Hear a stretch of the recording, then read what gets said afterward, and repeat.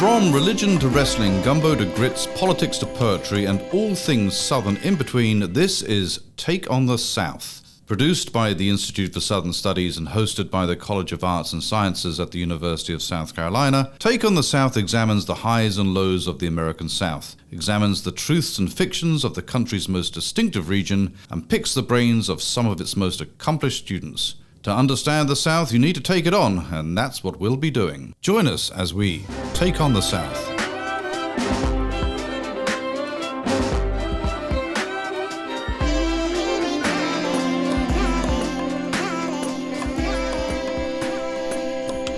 It is often said that the period of Reconstruction in American history, from roughly 1863 to 1877, is among the most understudied but interesting periods of U.S. history.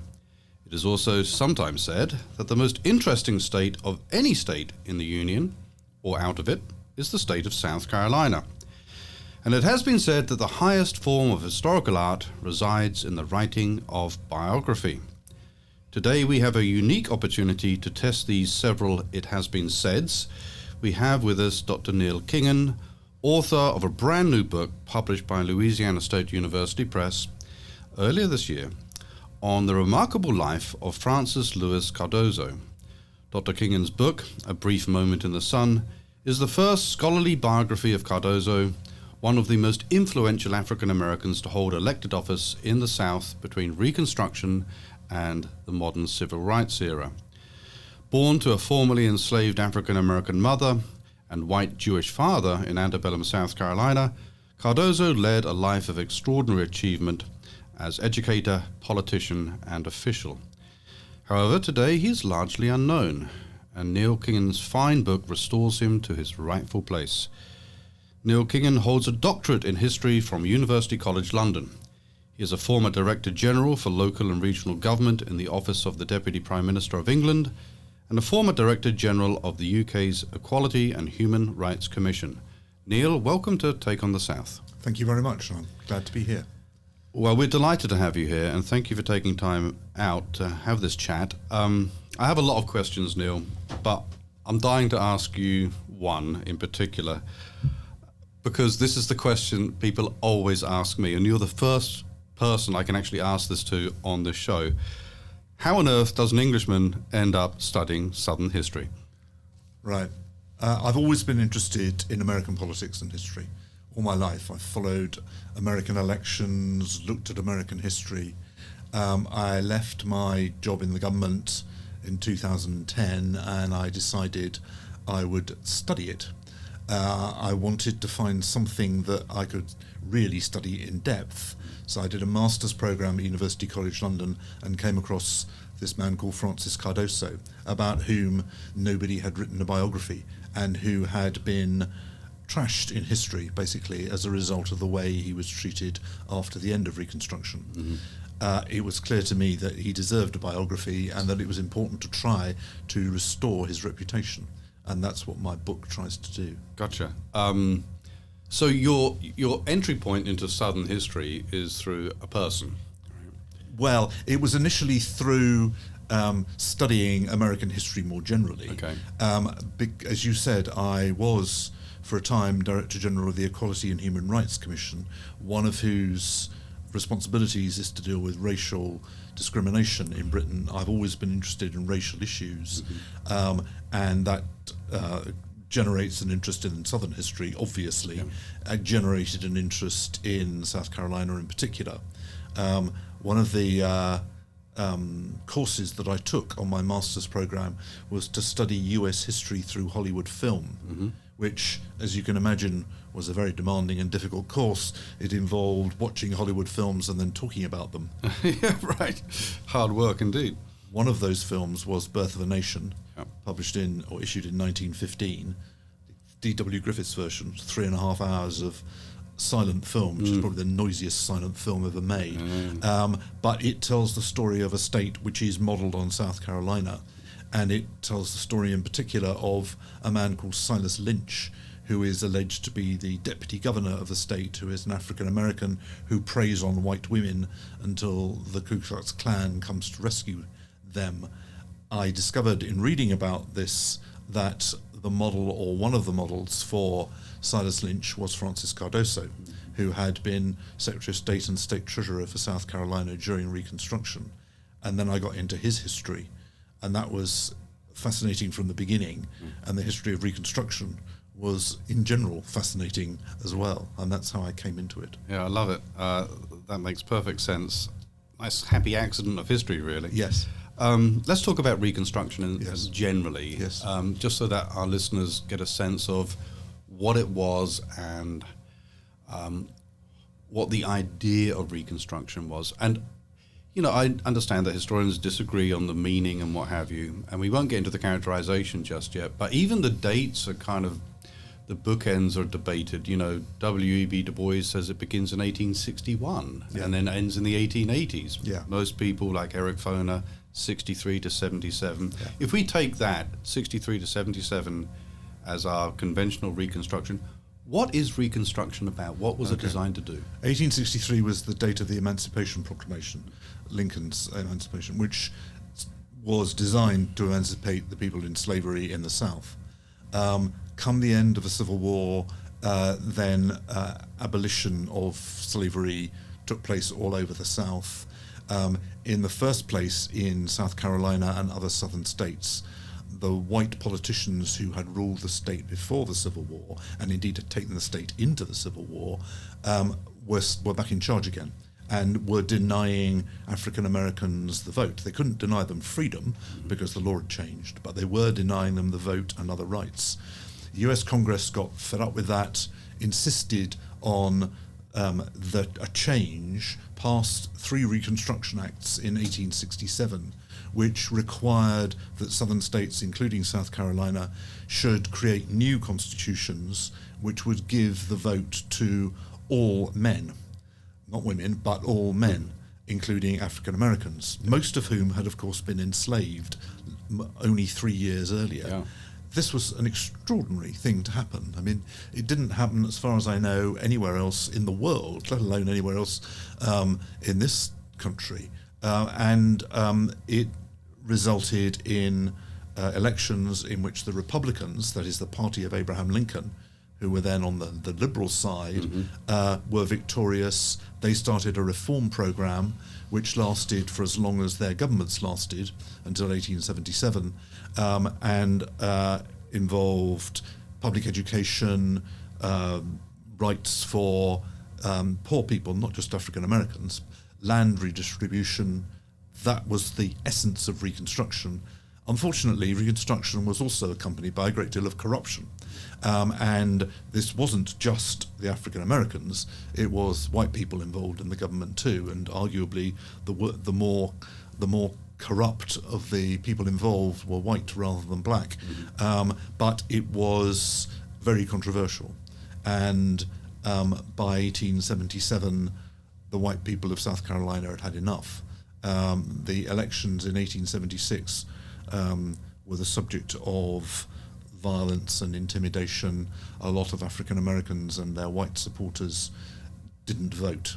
The Democrats won, or at least arguably won, and a deal was done between South Carolina, Louisiana, and Florida and the US government, then President Rutherford Hayes, in which he would be declared president, but those states would achieve self-government, which meant, of course, white democratic self-government, and that's what brought Reconstruction to an end. Sort of great compromise of 1877. Indeed so.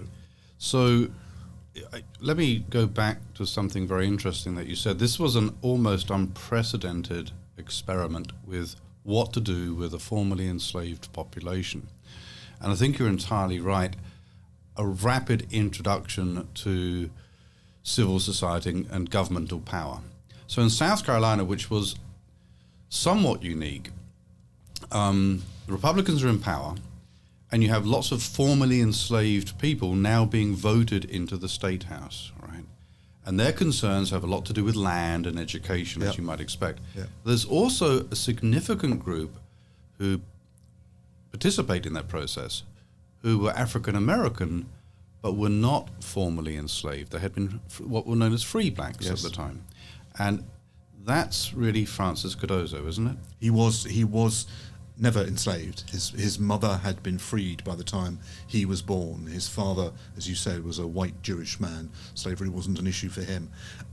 It's not quite true that slavery wasn't relevant to him, though, because by the end of the period before the Civil War, the threat of enslavement was a real one for free African Americans in South Carolina and other southern states. But he had never been enslaved, and he was able to get an education in Charleston, and indeed then to go to Glasgow in Scotland to the university there, which he did in 1858. How long was he there for? He was in Glasgow for 3 years. Then he went to a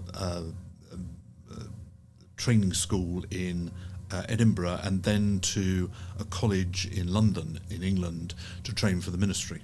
Okay, So he was altogether he was out of the United States for 6 years. Okay, so he was in the sort of seminary. Is that well? He was at Glasgow University studying Latin and Greek, okay. Which he did very well and won prizes for, Yeah. which is a fairly extraordinary fact in itself for somebody taught in schools for African Americans in Charleston. But yes, he was at what was the equivalent of a seminary. Yes.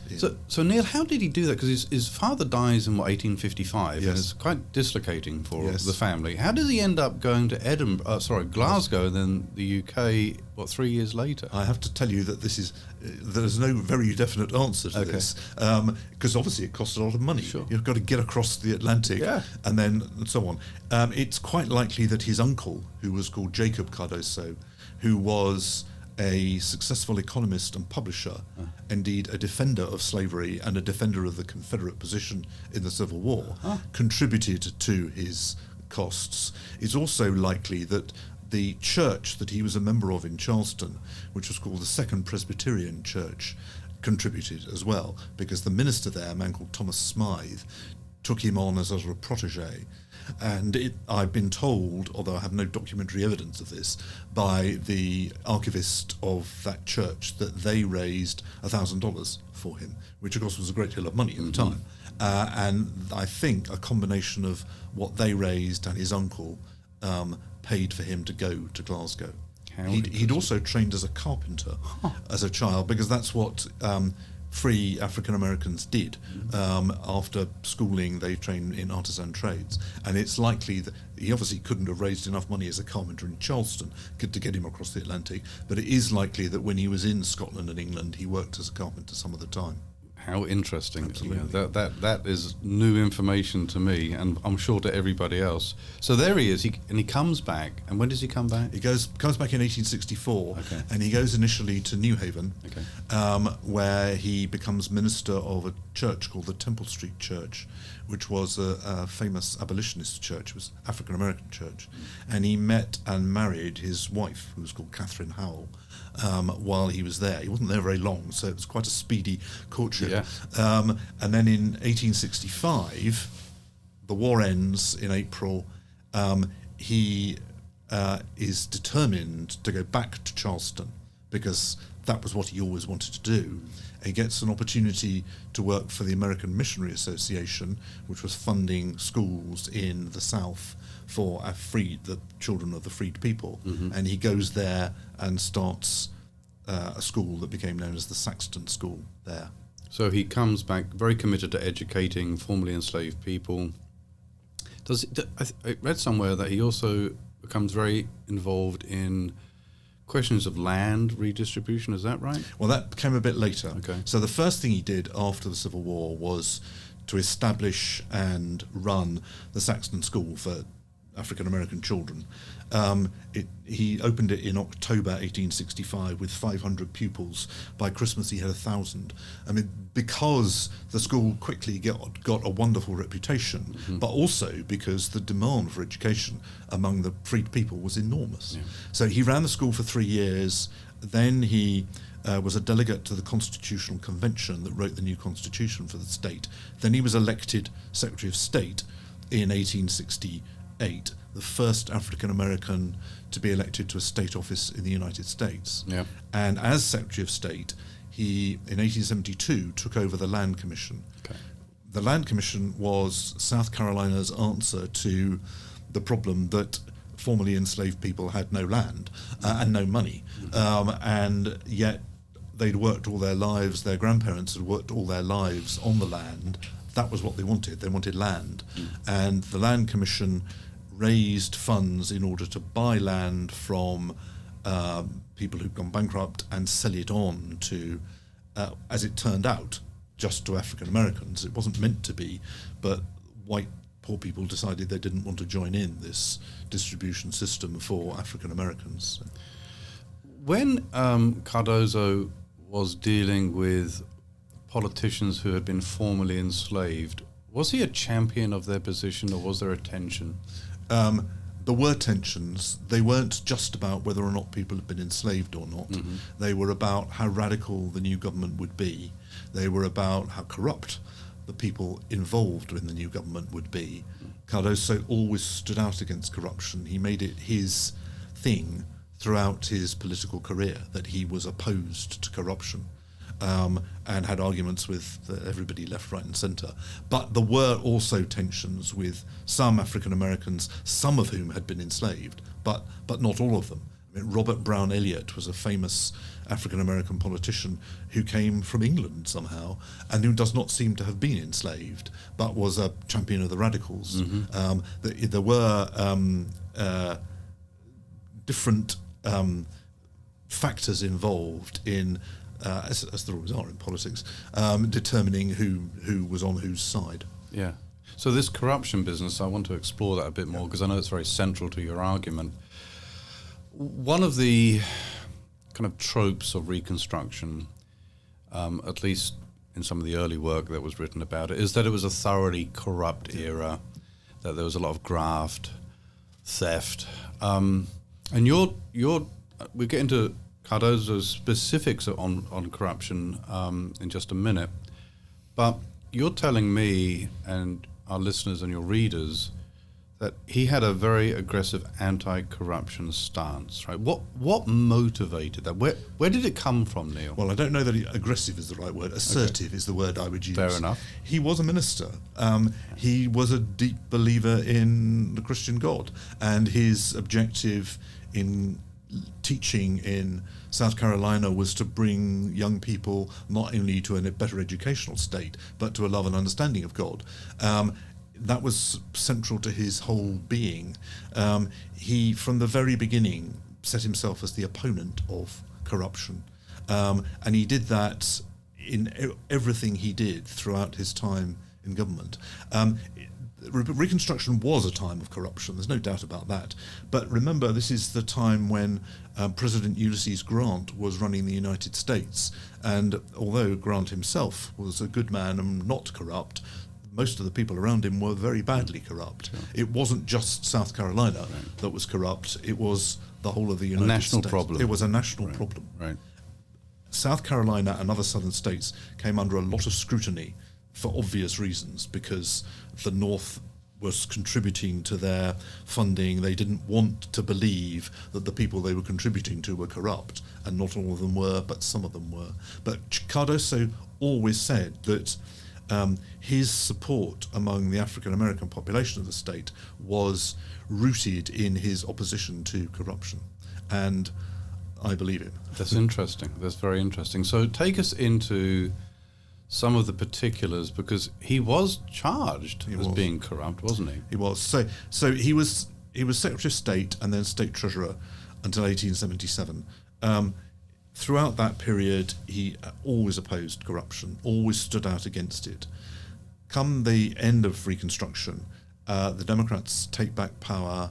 They want to demonstrate that the government that they have taken over, that the Republicans were completely awful, corrupt all the time. Mm-hmm. So what better to do than to prosecute the man who was known as the most honest member of the government? In fact, the Columbia Daily Phoenix, great newspaper of the time, described him as the faithful one among the faithless many. This is a white newspaper that was entirely hostile to the Republicans. The new Democratic administration decided to prosecute 3 former Republicans, of whom Cardozo was the most prominent. They wanted to demonstrate that he was corrupt, and therefore the whole of the government was corrupt. And they succeeded. The judge summed up against him. The jury was half white, half African American, found against him. He was completely thunderstruck. He appealed. The appeal went against him, so he went to jail for a short time. How long? Well, about 7 months altogether. It was on and off. He was offered bail, but at a cost of $35,000, which is $1 million in present money. Of course, if he had been corrupt, he probably would have been able to pay it. That's right. That's right. But since he wasn't, he couldn't. So he did go to jail. And in the end, a deal was done between the Democratic government of South Carolina and the Republican president, in which he and two others were pardoned in return for the pardoning of some white supporters of the Ku Klux Klan who'd been involved in riots. So there was a deal done. And although Cardozo didn't want this deal done, he wanted American justice to work fairly, that didn't work, and he had to accept the deal. So hard times. it was difficult. Yeah. So that was probably the lowest point of his career. I can imagine. Do we have any? What kind of documentation do you have for his mindset at that point? Well, I have. There's not a great deal. There's documentation is an issue throughout his life. When he was running his school in Charleston, he wrote letters to the American Missionary Association, which are a wonderful source of information and of guidance about his personality. But subsequently, there's much less. But he did exchange letters with President Hayes during his imprisonment, asking for a deal to be done that would help other people. He wasn't at that time looking for a pardon, but there are also documentary evidence from other members of the government. There are newspaper reports and so on. Although the white newspapers were generally very hostile, they did, on the whole, report what actually happened. They gave it a flavour, of course, but they did report what actually happened. And in the end, a deal was done, and he was pardoned. So he's pardoned. He's probably quite down, depressed, I should imagine. Yeah. But he lifts himself up. Right? He goes to Washington. He went to Washington partly because he had actually spent time as professor of Latin at Howard University in Washington, while he was also Secretary of State. The story gets quite complicated here. But after his pardon, he went to live in Washington with his family. He initially went to work for the 6th Auditors Department of the Treasury. Now, for a man who's just come out of prison for bribery, the fact that he was working in the Treasury suggests not everybody believed the bribery story was true. Right. But he went there, and he worked there for 5 years until 1884, when he went back to running a school again, which was the Coloured High School in Washington. And when does he pass away? Not till 1903. So he ran this school, which became known as the M Street High School, which those of your listeners who are African American and are associated, who know about Washington, will know the name of. Okay. It's a very famous school. It was a great school. He built it up. His school in Charleston, the elementary school, became known as the best school in Charleston, white or black. The same thing happened with the M Street High School in Washington. It was the best high school in Washington, white or black. So, So he's obviously a fascinating man, right? Yeah. This is a beautiful story. Why had nobody done anything with this? I think the first problem was that he was convicted of corruption. The objective of those who convicted him was to destroy his reputation, and that worked. And it worked, yeah. And it worked. And remember, the reputation of Reconstruction as a whole was a very bad one for a very long time. Yeah. I quote in my book a comment from a young senator in 1956 who wrote a book called Profiles in Courage. The young senator was called John F. Kennedy, and the quote was that Reconstruction was a nightmare the South will never forget. Now, Kennedy changed his position on Reconstruction when he became president, not for political reasons, but because he actually found out more about what he'd written about, and changed his view about Reconstruction. And that was the time when the civil rights movement was gathering strength and so on. But Reconstruction was written about very negatively for 80 years. And especially with this individual, absolutely. I mean, that besmirched him the shadows are long, Yeah. and you've rescued him, right? Well, I hope I've rescued him. I rescued him if people read my book. There you go. Or listen to this. Or listen to this, indeed. So let me ask you. I started with the broad view of Reconstruction, South Carolina, but then perhaps a throwaway, but I think nonetheless accurate comment on the art of historical biography, because it's hard work, isn't it? And it's fraught with dangers of being seduced by your subject or being too hard on your subject. Can you talk about some of the challenges of writing biography? Yes. I've written things all my life. So I used to work for the British government. My job was writing things. I've also enjoyed researching things all my life, and researching Francis Cardozo was in itself a pleasure. I had a number of benefits, one of which was something called the Chronicling America database, which is something organized by the Library of Congress, which basically digitizes all the major American historical newspapers. So you can I could read the Charleston Daily News, the Columbia Daily Phoenix from April 1868 in my sitting room in rural England, which I think is miraculous. And that's wonderful. I also had the letters that he wrote to the AMA, which the American Missionary Association, which they kept, which are available in Tulane University. And just to bring it closer to Columbia for a minute, I had an enormous help from a man called Lewis Burke, who is an emeritus professor of law at the School of Law here, who had himself written an article about Cardozo and had done a lot of research, and he turned over his research to me, basically. So I had lots of advantages. And then I went to Washington and delved into the school records. I went to places around looking at the researches, and it was fascinating. So I suspect, I've never written a biography, and I don't think I'm skilled enough to do it because I think it's really challenging. But I should imagine one of the real temptations when you have a fairly robust set of records, but not everything that you need, is to engage in not invented history, but to fill in the gaps with something of an imaginative gesture. Right? Yes, and that's something that you have to school yourself against. I think the fact that I worked for the British government most of my career was quite good at schooling me against making things up, although not everybody believes that governments don't make things up. But that was something I had to resist. You can't resist making judgments, right, because you have, as I've said, Cardozo was convicted of bribery. It is remotely possible that he was guilty. It is very unlikely. He was Secretary of State and State Treasurer for 9 years. He was convicted of forging a certificate worth $800 when he could have made thousands and thousands of dollars if he'd genuinely been corrupt.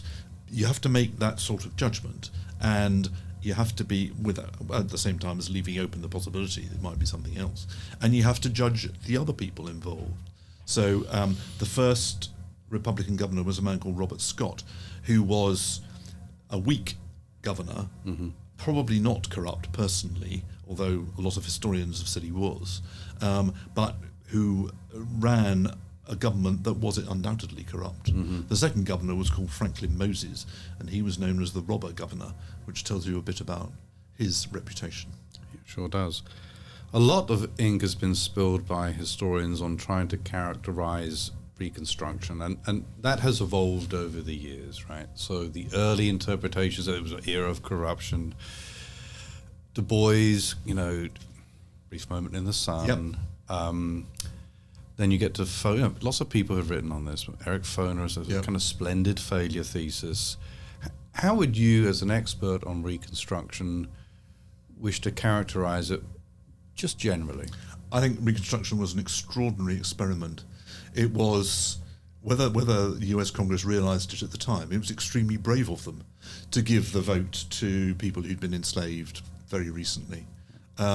And of those people to exercise the vote, because after all, most of them living on plantations still controlled by white people who did not want them to vote. It was an extraordinary experiment. It was not completely successful. and it indeed was defeated. I have written in my book that it was defeated rather than it was a failure, which I believe to be the case. It was defeated in the end because the white supremacists had more weapons, and in the end the North decided they weren't going to support the South anymore. But good things were done. Education was improved. A lot of African Americans learnt to read and write, became literate. The Land Commission was successful, although not forever. There was a Civil Rights Act in South Carolina in 1872, which gave the same rights to African Americans as the Voting Rights Act and the Civil Rights Act of 1964 and 1965 did. And they'd, of course, been taken away in the meantime by Jim Crow. So it achieved not as much as anybody wanted it to, and not forever, but it did achieve a lot. It achieved extraordinary things at the time, and I think, personally, this state should be proud of its record of Reconstruction, not embarrassed by it. Defeated, not failed. I like that distinction a great deal. Neil Kingham, author of A Brief Moment in the Sun, thank you so much for being on Take on the South. Thank you very much. It's a good interview. I enjoyed it. Thank you. Our pleasure.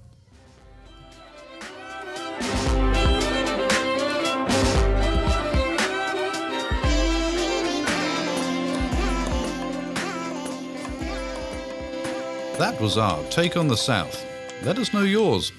Find us on Facebook, Twitter, and Instagram at U of SC South. Take on the South is produced by Matt Simmons of the Institute for Southern Studies. Special thanks to Professor Dave Garner of the University of South Carolina School of Music for composing our music.